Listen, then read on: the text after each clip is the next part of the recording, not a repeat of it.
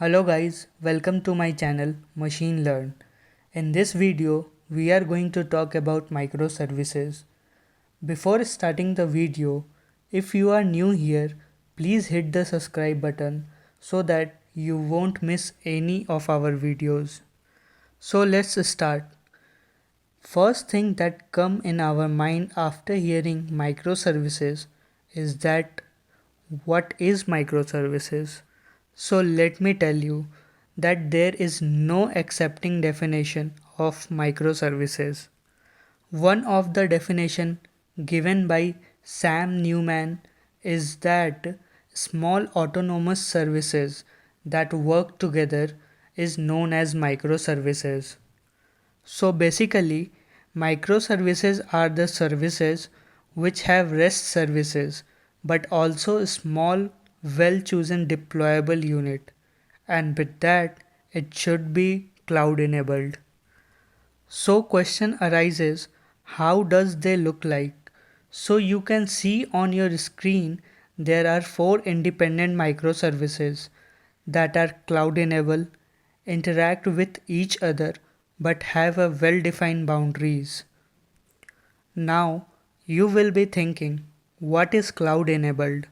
Why are you mentioning this again and again? So cloud enable means we can have multiple instances of these services. Now you will be thinking, what's the benefit? So let me tell you, when we have a production based software running and due to more traffic, huge amount of load come on a microservice, then we can create another instance of that microservice and split the load. That's why it's important to have a cloud enabled microservice. Now we know what are microservices. Let's talk about their challenges. First challenge of microservices are managing microservices. As the number of microservices increase, managing them get more challenging. Developing managing tool for microservices can be complex. The second challenge is monitoring. The traditional way of monitoring will not go with microservices. When any problem comes, it becomes difficult to find the root cause in microservices. Now the third challenge is fault tolerance. It's important that single microservice do not bring the overall system down. So it's very critical to handle microservices. Now the fourth challenge is testing.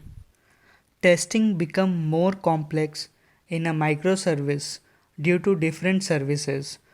The member who is testing the microservices should have the knowledge of their order, though microservices is asynchronous, which make it more harder for testing. Now, let's talk about some of the advantages of microservices. Microservices have improved fault isolation. Larger applications can remain mostly unaffected by the failure of one module. Second advantage of microservices is eliminate dependencies. While implementing new technology to your software, the dependency concern and rolling back changes make much easier. Now the third advantage is ease of understanding. With added simplicity, developer can understand the functionality better. Now the fourth point is smaller and faster deployment. And now the last one, that is scalability. Since your services are separate, you can easily scale up the most used models. It can help in cost savings also. So that's all about microservices, guys. If you learn a little bit about microservices due to this video, please hit the like and subscribe button. Till then, goodbye, take care and keep coding. Familiar, you're familiar.